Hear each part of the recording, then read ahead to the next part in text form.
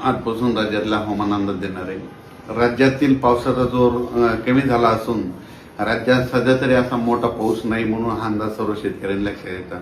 फक्त 1-2 तारखेला इकडं पश्चिम महाराष्ट्रामध्ये मात्र सरी 1 सप्टेंबर 2 सप्टेंबरच्या दरम्यान येतील म्हणून तिकडे थोडं वातावरण तयार होणार आहे म्हणून हे अंदाज लक्षात येतात। पण राज्यात सध्या तरी म्हणजे स्थानिक वातावरण तयार होणं तुरळक ठिकाणी कुठंतरी पाऊस पडू शकतो। खूप मोठा पाऊस नाही, राज्यात सर्वदूरचा पाऊस नाही म्हणून हा अंदाज सर्व शेतकऱ्यांनी लक्षात येतात। तर राज्यात फक्त आता जर पाऊस येणार आहे तर फक्त विदर्भात मात्र 5 सप्टेंबरला म्हणजे 4, 5, 6 सप्टेंबरच्या दरम्यान विदर्भात पुन्हा पावसाचा जोर वाढणार आहे म्हणून विदर्भातल्या शेतकऱ्यांनी हा अंदाज लक्षात येतात। मग विदर्भामध्ये नागपूर, वर्धा, भंडारा, गोंदिया, चंद्रपूर, यवतमाळ, अकोला, अमरावती, बुलढाणा, जळगाव ह्या परिसरामध्ये मात्र 4, 5, 6 सप्टेंबरच्या दरम्यान परत एकदा पावसाचं वातावरण तयार होणार आहे म्हणून विदर्भातल्या शेतकऱ्यांना लक्षात येतं।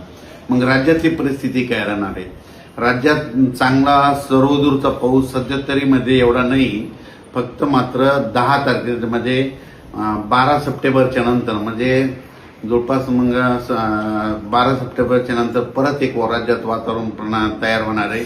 मग सप्टेंबरमध्ये मात्र 12 सप्टेंबरच्या नंतर राज्यात चांगलं वातावरण तयार होऊन सर्वदूर पाऊस पडण्याची शक्यता आहे म्हणून हा अंदाज सर्व शेतकऱ्यांना लक्षात येतात।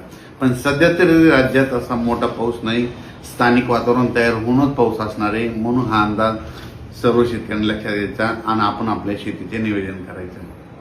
सध्या हे 28, 29, 30, 31 तारखेपर्यंत ऑगस्टपर्यंत ह्या महिन्यामध्ये स्थानिक वातावरण तयार होऊनच पाऊस असणार आहे म्हणजे सर्वदूर काही पडणार नाही म्हणून हा अंदाज सर्व शेतकऱ्यांना लक्षात द्यायचा आणि आपण आपल्या शेतीचे नियोजन करायचं। मग राज्यात मात्र सप्टेंबरच्या म्हणजे पहिल्या आठवड्यामध्ये 5, 6, 7 सप्टेंबरच्या दरम्यान मग विदर्भाकडेच पावसाचा जोर असणार आहे म्हणून विदर्भातल्या शेतकऱ्यांनी अंदाज लक्षात द्यायचा। राज्यात सांगायचं झालं तर सध्या तरी मोठा पाऊस सर्वदूरचा नाही म्हणून हा अंदाज सर्व शेतकऱ्यांनी लक्षात घ्यावा। 6 सप्टेंबरच्या दरम्यान मग ते पाऊस कसा असणार आहे? मग ते एक कमी दाबाचा पट्टा आहे ते काय होणार आहे? नागपूर, वर्धा, भंडारा, गोंदिया, अमरावती, अकोला, बुलढाणा, त्याच्यानंतर जळगाव, नंदुरबार, धुळे आणि नाशिक म्हणजे ह्या पट्ट्यामध्ये असं तिकडं नाशिककडे जाणार आहे। त्याच्यामुळे ह्या पट्ट्यातल्या जिल्ह्यामध्ये पाऊस असणार आहे।